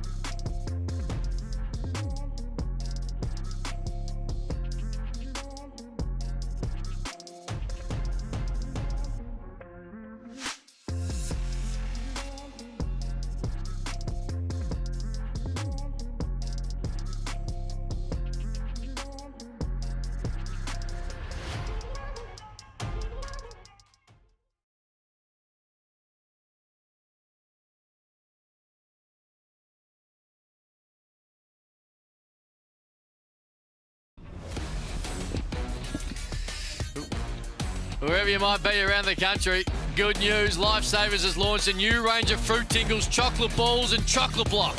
Available now in supermarkets. The Adelaide 36ers fans are going nuts for them, as will you. The new chocolate range is a fun new way to enjoy the iconic and nostalgic Fruit Tingle. Lifesavers we all know and love. Get to your supermarket right now. All right. Big first couple of minutes here. Huge. For the Sixers. Firstly, we got to find a way to stop Mitch Creek. Well, that's going to help. And secondly, McCarron has to get hot. He has to start shooting the ball, looking at the basket. Knocks it down. 9 points, 4 boards, 7 assists for Mitch McCarron. And now Dufemar gets in the passing lane. And just misses, was worried out by Mitch Creek. Well, that would have been a 6-point game. And really good, perfect start. What more could you have wanted? 3 ball and then a breakaway too. But in the end, Mitch Creek does not even contest. Adnam hasn't been hot as last week. Tried to find Turangi, who was cutting or heading for the rebound. Here's Detch, the other end. That's not a great pass, but they're going to hold on to it. And now the 36ers can cut into this lead. It hasn't been this close for a little while. Down to 8. Detch, shot clock at 4, has to get to work and has to do it now. Not going to get it up. Great D, Ashley. Well, great defense, but another one of those possessions where they just walked around the 3-point line. Nobody went attacked. Nobody put their head down and tried to make a play at the rim. They just kind of passed the ball around, hoping that something would break down. Even the worst defense in the league is not going to break down if no one tests the waters. Great D or bad offense? I think it was bad offense. I'm with you.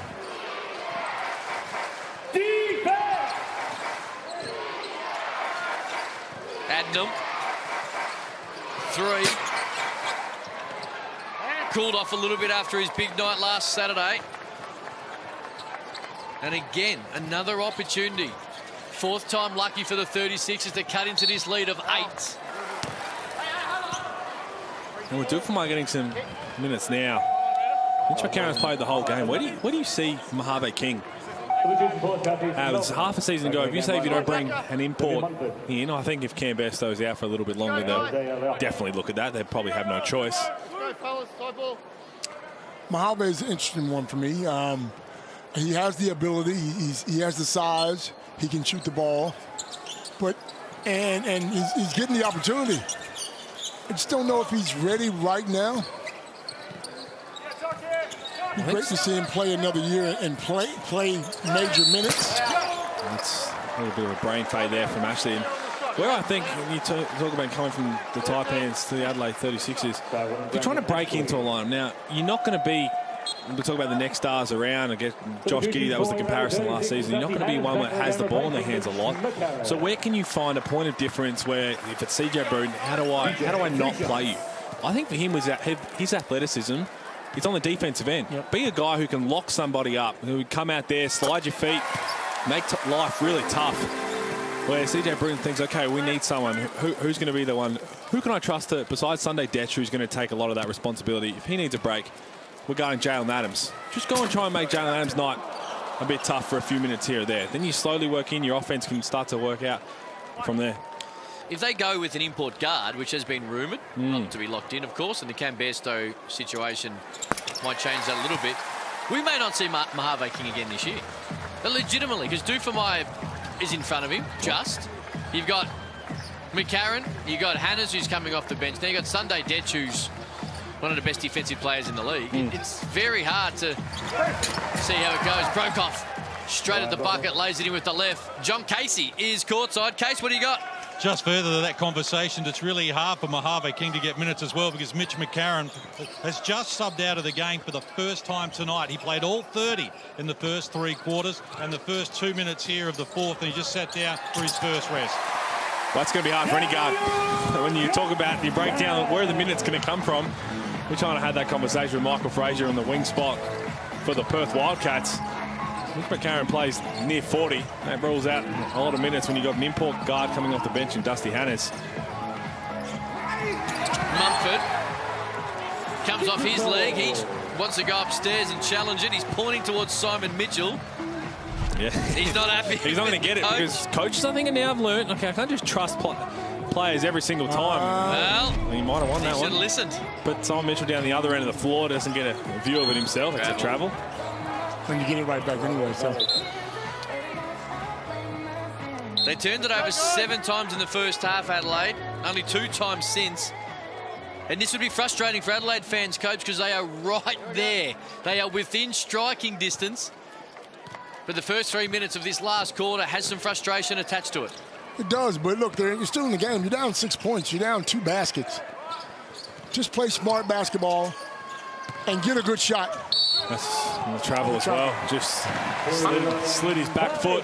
Personally, I'm going through Daniel Johnson. Well, I'm going to get Daniel Johnson the ball on the box. I'm going to give him the ball up top. I'm going to give him the ball on the wing and let him go to work. Coach, you start the game 3 of 3 from 3, and you've taken 1 3 since, and you missed it. Would you ever have been in that situation? No, sir. No, sir. I'm going to get it up. Det for a 3. That would have made things very interesting. Need another stop here. The Sixers. It's been a good little run. They're steadying the tide with Mitch McCarron sitting on the bench. Creek turned the first one down, gets around Johnson, lobs it to Ashley. Couldn't get it to go, and now they can push Adelaide through Dusty Hannahs. 2-on-2 has DJ for company. That's going to be a foul. Simon Mitchell desperate for the travel, but Dusty Hannahs did enough to use the body, use a little up fake, a little Euro step, and he'll go to line for 2. Oh, good take here from Dusty Hannahs. Defense wasn't set, and well, definitely was a lot of ball that first time from Ryan Brockhoff. That's not where the foul was called. The foul was called later. So maybe there was just a little bit. And again, talk about the coach's challenge. If you get a little bit of hand, so when they break it down frame by frame, if your hand's touching their hand or wrist, it's going to be enough to lose a challenge. Yep. Which is what happened with New Zealand and the Finn Delaney call on. You get all ball and then you just get a little bit of hand after the ball had already been poked out, which Finn Delaney did. You're going to stay with the call on the floor. Really good. 4. Substitution for your LA 36 is Mitch McCarron back to the game, replacing Pat Duppelmeyer. They're right there, the 36ers. A big scalp they can see against Southeast Melbourne Phoenix, who sits second on the Amy ladder.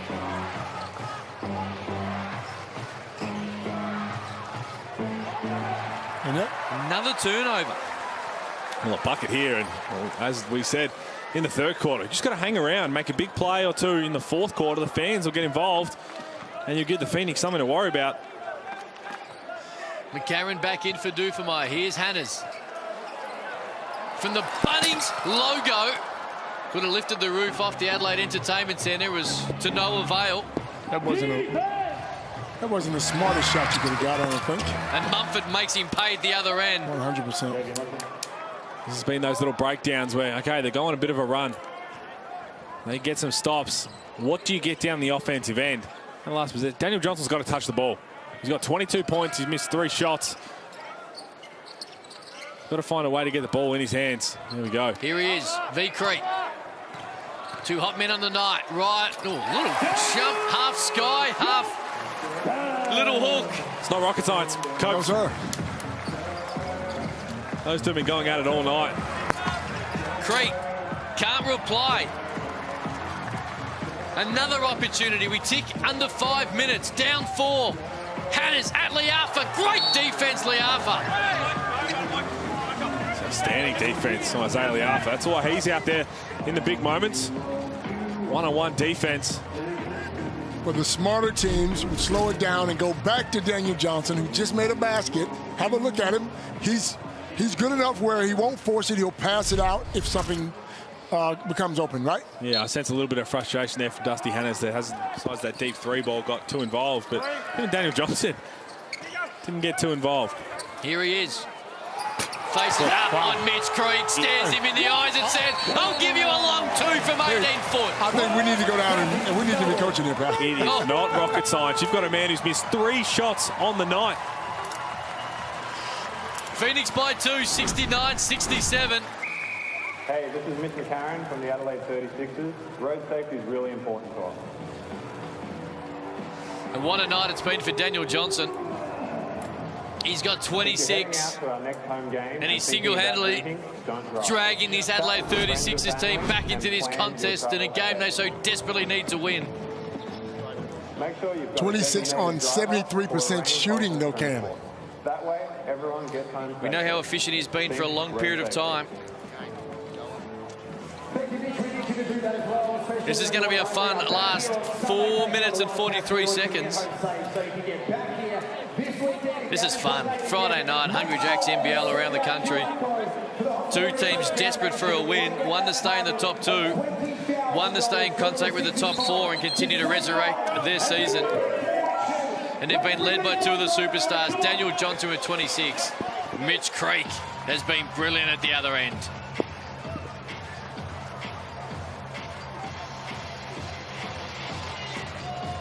The smartest team will win this game. The team that goes down in the next 2 or 3 minutes and plays smart basketball should walk away with a win. Well, both teams right now, Mitch Creek for the Phoenix, Daniel Johnson for the 36ers. They don't have to shoot the ball every time, but they need to be involved in every single offense. They both have 24 points. I don't know whether they said anything in the opening tip saying, let's just have a night. That'll count. That will definitely count. Liafa takes the bump, kisses it off the window. 3-point opportunity here. And I reckon that was a play drawn up where they were trying to get something as a misdirection. Isaiah Liafa, they knew Dusty Hannes. Let's go like Dusty Hannes here. Just puts the Jets on. They tried to have everything looking like it was coming across the top. So Dusty Hannes was a bit out of his stance and gets root baseline. Leads at 4. Liafa's in the double figures with 11. We spoke about NBL Overtime, or on NBL Overtime Tuesday, about Mitch Creek needing to be the closer for this team, Hulls.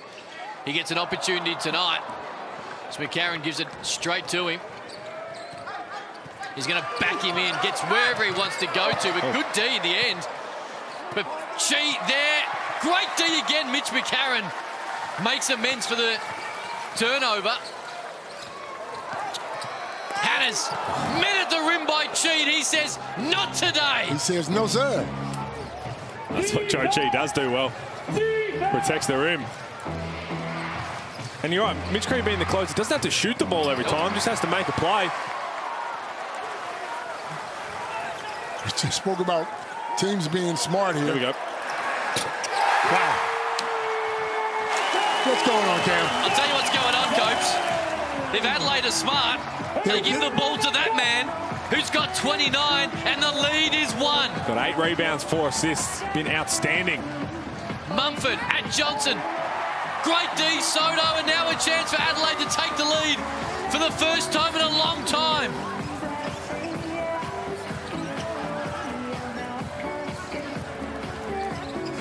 Get it back to him, get it back to him. Hannes. Floater is good. Well, hit the front. Adelaide 36ers. Look at that fourth quarter. We keep saying get the ball to Daniel Johnson, but you can't just throw it to him with the Kmart logo and say go get a bucket. For the first time since early in the second quarter, Adelaide are in front. Oh. And then Hannes. Little isolation with Brokoff, able to get that to go. Here's Adnam. Here is Creek. Hooley called for it. Little reverse clutch. Uses the right hand. Is able to finish it off the window. And Southeast Melbourne Phoenix snatch the lead right back. Look, I'm a broken record right now, Cam. It is not rocket science. You got one bloke with 26 points dominating at one end, one with 29 dominating at the other. Detch. Shot clock at 6. Spins into trouble, but what a great move. That's a tough shot. Not easy to spin in to Chi and be able to get it over the outstretched arms. He did it there. This back and forth contest continues. Adnam, Soto says no. Whoa. I've been super impressed with Adelaide's ability to just hang around all game, make some big plays when they need to. What have they got left for this last 2 minutes? Hannes, two-man game, pulls up, 16-footer. Leaves it long. Mitch Creek gets rebound number 9. And we're under 2 minutes. I'll tell you what wouldn't be the worst thing right now. A bit of overtime for you Friday night. Free basketball. Hashtag. third personal foul. Kai Sotto, he's relished the minutes that he's getting right now. 9 rebounds, got 4 points, but just been disrupting shots. He got 3 blocks. Just clogging up the keyway, going toe-to-toe with Big Joe Chi. And coach, take it away. Wow, get the guy the ball. Let him go to work. We got some guys, we got some superstars going at it. Reckon they had a meeting before the game and said, look, you get 30, I'll get 30. That's exactly what I think they said at the top. Well, I hope that the rest of the Adelaide team are involved in that meeting so they get him to pill here. Soto straight on 3. Got Chi in the air. Puts it on the floor, just hands it off. I don't know if that was... In fact, I know that wasn't drawn up. But the hot man got it. He's got 31. They're all tied at 76. Joe Chi, I'm not sure why you're jumping for joy at the top of the key on Kai Sotto's pump fake. Got to stay down. In the end, they probably got a little lucky, but it's going to fall in the man's hands who hasn't done a whole lot wrong tonight. Adnam scoreless tonight. Broke off for 3. McCarron's able to keep it alive, but only to the hand of Creek. Adnam, zipper 4 until that moment. Wow. He makes some big-time shots, Kyle Adnam. First points of the game, and they're huge ones. They've got to come down with that rebound. We spoke about it all night for the Adelaide 36ers. Great defensive possession, long rebound, long shot from Ryan Brockhoff. They just cannot secure the rebound. Kyle Adnam wide open. I know he's missed a lot tonight, but it's still a layup, wide open. He'll make more than he missed. Absolutely. Sure. Walks into it and goes bang. Now, this is set for a huge last 57 seconds. What do you think should happen here, Cam?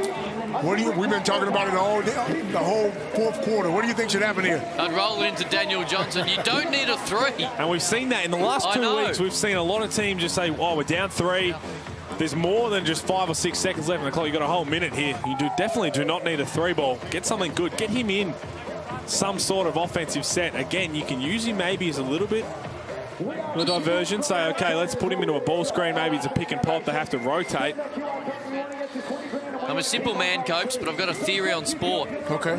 Doesn't matter what sport it is, when the game's there to be won, you make sure your best players are involved and give them a chance to get the job done. Smart now, man. Mitch Creek, Daniel Johnson, I'm pretty certain right now they can shoot a full court shot. Can you? If you think you can do it at an NBL game, head to the NBL website, win page to enter for your chance to shoot for 100 grand in the Latrobe Financial Sharp Shot. And don't worry, if you miss your first shot, you get a second go from half court for 50K. Go there right now. There's the website. Creek and Johnson, I'm going to say they do it right now. They are hot. And we are set for a wonderful last 57.8 seconds. Let's see what they have drawn up. Daniel Johnson with 31 points on 10 of 13 from the field. Plenty of time left in this game. Detch guarded by Broekhoff.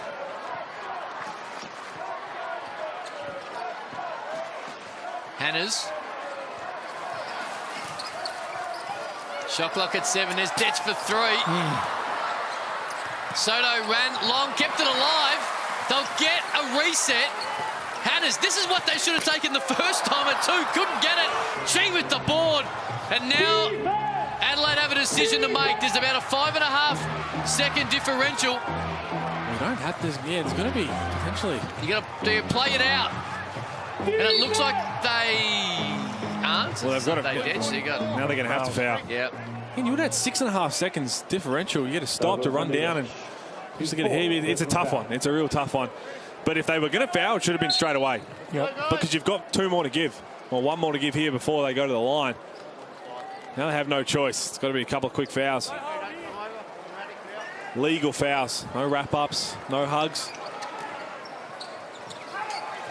Yeah, you've got to foul Chi straight away. There you go. Good call. And now again, try and keep the ball out of Brockhoff's hands, Liafa's hands, Kyle Adnam's hands. Even Mitch Creek. The way he's playing, even Mitch Creek. This is Brandon Ashley coming in for Joe Chi. Second personal foul. Baseline ball for the Phoenix. Probably for the free throw. Oh, no doubt about it. Brandon Ashley's been a bit shaky this year as well. That's why I was questioning it. But again, if you're 36ers, can you get the ball funneled towards Brandon Ashley?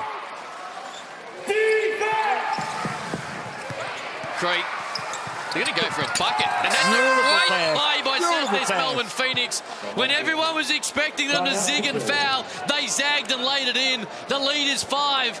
And Adelaide have been valiant, but they've got 12.4 seconds now to come up with a miracle. Well, it's going to be awfully tough. They had their opportunity. I love that Dusty Hannes didn't try and force that deep three. He got there to a floater.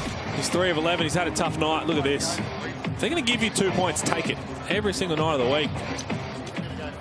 So when you see that happen, Mitch Creek makes the play, and then someone just thinking, okay, I'll dribble the ball back out. You foul me. 2 points are there. 2 points is 2 points. So they need a quick bucket here.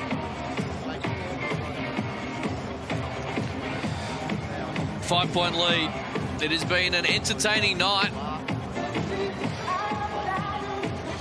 Adelaide 36 is just one player in double figures. Daniel Johnson with 31 points. Making 13 shots. Sunday Detch has had a tough night. 3 of 14. Sunday Detch, Dusty Hannes, 3 of 11. Mitch McCarron, 4 of 8. And Cam Bairstow just the 7 minutes going out on those injuries.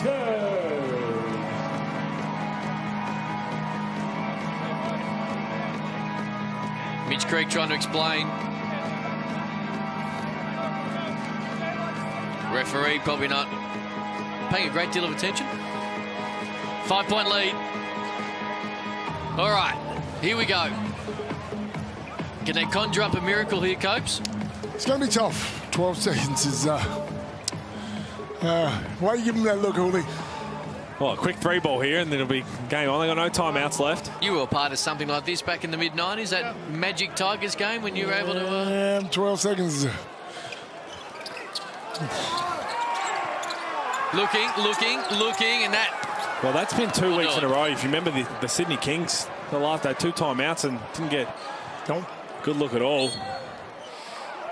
It looked like there was a lot of contact on Dusty Hannes just trying to get open. And in the end, I think the referee might have realised, okay, we may have missed something there and let them, because there was probably an 8-second inbound. Didn't get the ball in. They gave themselves an opportunity, Adelaide. They did. They're going to fall a little bit short, and they've got a tough one on Sunday as well. Ryan Brockhoff makes the first. He's up to 11 to go with 5 boards. Throw a couple of assists in as well.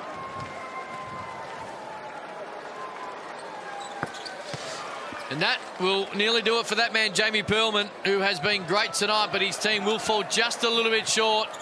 Sunday Detch, that's long.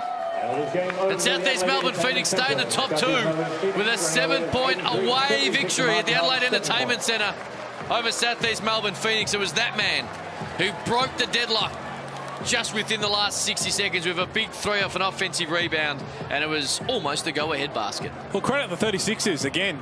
Phoenix tried to break this game open multiple times. They just made some big plays and stuck right in there, gave themselves a real shot at winning it, and in the end the firepower from the Phoenix just got them over the line. Mitch Creek was terrific. Daniel Johnson was awesome, and a lot of positives, I think, for both teams to come out of this. In the end, this is a game Phoenix just had to win. You want to stay in touch with the top 2. You talk about Melbourne United are up there. Phoenix are currently second, but the 2 teams underneath them on the run home. Sydney Kings have a nice run home. It's going to be, I think, hard for them maybe to jump up to first all the way. And the Perth Wildcats get 9 or so home games. So they're going to be hot on the tail. And we know how important home court advantage is in the NBL. They're a legit championship team, aren't they, Copes? They are when Mitch Creek's playing like that. And look, he has talent around him. But when you got a guy taking the lead and doing it the way he did it, 12 for 18 from the field, 7 rebounds, 5 assists, he's your leader. He gets going, they'll get going. Huge win. They go home to take on Illawarra on Sunday. We're looking forward to that one. I mean, John Casey is courtside, and as Copes mentioned, Pete Hawley continues to mention, and we spoke about him all night because Mitch Creek was hot from the start of the game, and he joins Case now. Mitch Creek, congratulations. That's a big win. They really came at you, threw it at you there in the last quarter, retook the lead, but it's good composure to get your game back and get on top. Yeah, we know how good they are, how talented offensively. Defensively, they had a few struggles, but they locked down, and when they needed to, they stopped us and made us kind of shoot really bad shots, and DJ was massive down the stretch. He had a quiet kind of second and third, but yeah, he finished the game really well, and that's what great players do. 14 points in the opening quarter for you, 29 on the board here.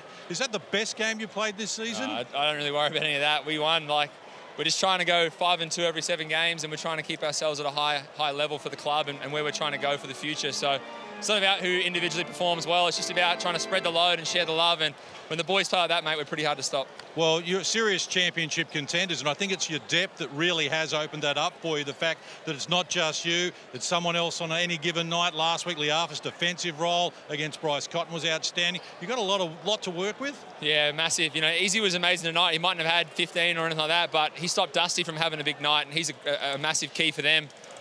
You know, Cam's come out and had a 20-point night, just couldn't miss, and that just draws the defense out an extra step, gives me a few lanes, gives other guys some passing options. And when we understand our offense and we're really cohesive on that one end, it flows really well defensively. And when we lock down defensively and rebound like we did tonight, we can do some pretty cool things. It's the third time this season you've won 3 in a row. You're starting to really build the momentum, aren't you? Yeah, we haven't got 4, I don't think. It's the cursed number. So hopefully we can go and get a win on Sunday against Illawarra. But yeah, we're just trying to be better every day, and we've had a lot of injuries. We've had a lot of people out with COVID and protocols and things like that. So to have a healthy group of guys consistently training together, you can see the results. And anything in particular you want to share with the Adelaide fans before I let you go? Look, it's just nice to be back, to see a lot of the fans that were there when I was here. And, you know, you got kids here with my jersey on and, you know, my old Creek jersey. And it's really nice to see Ken on the baseline and Fitzy, like all these people and the staff. You know, even running around with DJ and watching him pull his shorts and do this 700 times, it brings back a lot of good memories. So it's great to play here. I do miss it. Yeah, we've got great memories of you being here as well. Good luck for the rest of the season. Thanks, Case. Cheers. Mitch Creek, he had a big night. He went next level. I noticed from the opening tip, he had 14 in the first quarter, and that's almost how he started. And they went under, and he made them pay, something he's done with more regularity this year in NBL22. And then he just goes to the post, uses the right hand here, and he was cooking on all cylinders in that first half, as they could not stop him. 14 in the first quarter. As Pete Hawley kept pointing out, if it's a smaller guard, he goes to the post. If it's a bigger guy, he just takes him out to the three-point line and does whatever he wants, and he was outstanding. He's the superstar for South East Melbourne Phoenix. 29 points, 7 boards, throw 5 assists in, 12 of 18 from the field. This is a Mitch Creek who is in dominant form, Pete Hawley. Oh, he is. I mean, you talk about an MVP contender. I think it's a 4-horse race, and Mitch Creek just kind of thinking everyone's talking about Joe Larchul, Jalen Adams, Bryce Cotton. Can't forget about Mitch Creek, heart and soul of the Phoenix, and that's exactly why he is a superstar. He is. Now lead Ryan Brockhoff might have slipped on the headphones courtside. Ryan, congratulations, mate. Nice night as well. We've been talking, and Mitch Creek just told us moments ago as well, the depth of this team continues to shine each and every week, and tonight was another perfect example of it. Yeah, exactly. It was very much a team effort. Obviously, Creaky had a big night, as he always does. You know, when we're struggling, he's the one who can get us going, get us in rhythm, and it was just about guys stepping up. It wasn't the prettiest game. Lots of turnovers, lots of missed shots, but we're able to sort of execute right at the end when we needed to. Ryan Leonard Copeland here. You've been a man on a mission. Who got you going to the glass the way you've been going to the glass this year? I think it's something in my past that I've done. You know, not so much over in the NBA. I'm just not athletic enough to mix it with those boys. But, you know, my time in Europe and college, you know, rebounding was a thing that I really prided myself on. And now that I'm in better shape, a lot more confident in parts of my game. And, you know, when the shot's not falling, I've got to find ways to have an impact. So rebounding's been the big focus. Rowdy Hulsey, I want to talk a little bit about your captain, Kyle Adam. Now, when you came in and joined the team last year, what is your impressions being of him? He's been named the captain for his leadership. He's had some massive games. He struggled tonight shooting, but then hits the dagger in the end with that big 3-ball late. How have you found his leadership and just his character overall for the team? He's not afraid at the moment, that's for sure. He's he did it last game for us, you know, really came up big in the fourth quarter. And tonight, yeah, none of us were shooting too well, and he himself personally, but he has the confidence in himself, and we have the confidence in him to take and make the big shots. And, you know, you see him around the group, he's always talking, he's always picking guys up. He's a great guy off the court as well, so he's a perfect choice for us to lead us. Ryan, before we let you go, mate, and appreciate your time as always, this is probably an obvious question and a statement, really. You're playing your best basketball in a Phoenix jersey right now. Is that where your comfort levels are at the highest since you've joined the NBL? Middle of the year last year, quarantine, all that happened in the off-season. Are you feeling the best you have in that jersey right now? Yeah, absolutely. The last sort of month, 6 weeks, I think has definitely been the best, most consistent I've played since coming over here. I think the first year it was very much up and down and in and out of lineup and injuries and all that sort of stuff. But to get some consistent minutes and rediscover sort of my love for basketball and enjoyment, I think it's showing on the court. I'm enjoying myself. I'm playing a lot more freely and just love being a part of this team. Well, it's so good to see you smiling out there. There's no doubt about that. And you've played in the highest level around the world and really, really excelled at that. Have you given a little bit of talk to the guys like Brandon Ashley, Joe Chi, who are still adjusting in terms of the way the NBL is officiated? Because we know right now a big question mark is their ability to stay out of foul trouble. You help them try to adapt to things here in Australia? Yeah, we go through things in film and coaches speak to them. And, you know, it's just officiated differently over here. I think Bash did a great job tonight staying out of foul trouble. I think he only had one. He commented that it's his first game that I think he stayed out of foul trouble. And obviously with Joe, we just got to keep talking to him. I think our communication gives him the confidence to be able to come across and block shots or to stay down on his man and just sort of let his length do the defense for him. He's so long and athletic that he doesn't need to jump too much to block shots. He'll pin it on the backboard without jumping. So it's on us to make sure he's comfortable and understands the defensive schemes and just go through the repetition of that. Ryan, appreciate you having a chat, mate. Nice win today. Good luck on Sunday. We'll see you in Melbourne against Illawarra. Cheers, guys. He's feeling more comfortable. He's playing best. We know how much of a talent he is. We have a look at what he did tonight. He's hitting the glass, as you mentioned, Copes, but when he is stroking it and he's feeling like this and he's aggressive, he's extremely hard. He's dangerous, man. He's dangerous. The good thing about him is he's not a selfish player. He'll do whatever it takes for them to win. And you can kick him the ball in the corner and he knocks it down. He just makes him feel that much better. But then going to that offensive glass, keeping the plays going. Just another weapon and a very deep Southeast Melbourne Phoenix team. All right, Phoenix win tonight. Tomorrow night, though, we do it all again. Doubleheader Saturday night. The Jack Jumpers. That man, when he gets going, is fun to watch.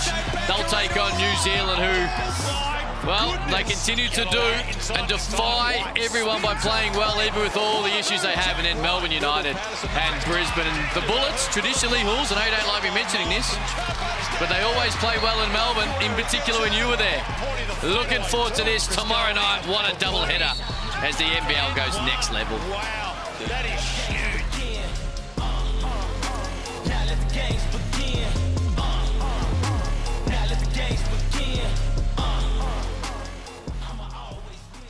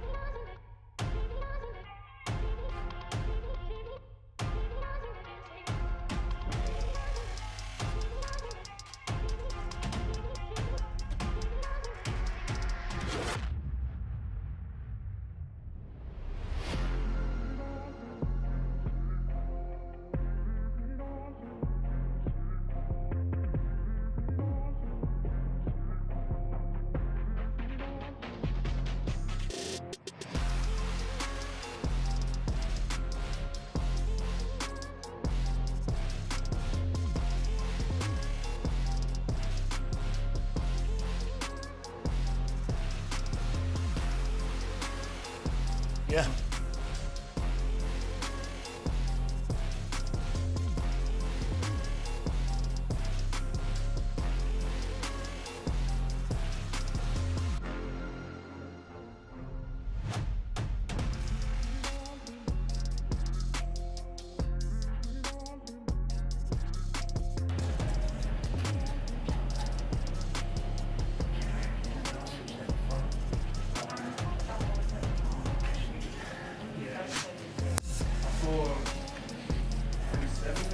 Darren, Justin, just want to test the presser if you can.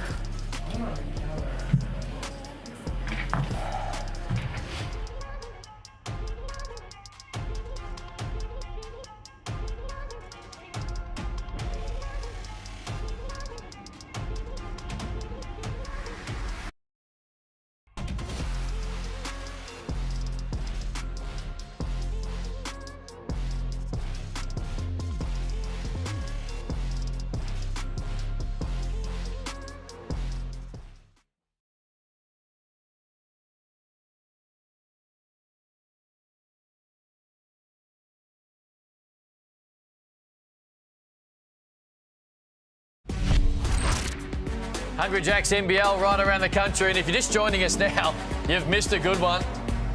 Ryan Brokoff was good early. Daniel Johnson was good all night. Kai Soto played more minutes with Cam Bairstow's injury and it was great.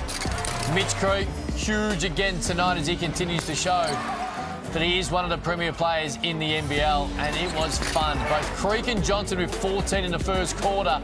They went head-to-head. We'll get to that in a moment. They're talking smack. Mitch McCarron flirted with a triple-double. He was good. Sunday Detch kept them alive late. But Adelaide made that run to take the lead. Xavier Mumford continues to be able to do what he's done all year. But when the game was up for grabs, even when Adelaide threatened to be able to get the upset win on their home deck, Southeast Melbourne Phoenix had to do everything to stop this guy, and they did. I love what Daniel Johnson did. He was huge. But Mitch Creek down the stretch was better. That put him back in front. And then that put him back in front again after Daniel Johnson had given him a sniff. And then Kyle Adnan with 57 seconds to go with the go-ahead bucket. That was fun. 31 for Johnson, 29 for Creek. Brokoff was great. Hannahs was a little bit down on last week, and that's the big question on him, isn't it, Coach? He's got to consistently give them or flirt with 20 points a night to give him a big chance. And that's right. If he's not playing well, look, Johnson is a great player, but he can't do it all by himself. And then when you lose Brokoff, when you lose Bairstow in the second quarter, that hurts you. But Johnson was fantastic. Creek was fantastic. It was one-on-one, actually. Undisclosed injury to Cam Bairstow, so we'll find out a little bit more in the next couple of days. We talk about DJ, we speak about Creek, Pete Hawley. They went head-to-head, they talked the smack, they had a great deal of fun. It's what basketball is meant to be. It was fun for us to watch. I mean, it was. I know the Phoenix got the win, but in the end, you look at these stats, it's probably a tie in how they went about it themselves. And when you see a matchup like this, you think, oh, well, we don't even need the game. Let's just let them both play one-on-one. But the problem is, I don't think we get any stops. They just both like to shoot the ball or play to their strengths. It was an outstanding battle. Old teammates. I love hearing Mitch Creek talk about that, and that was awesome.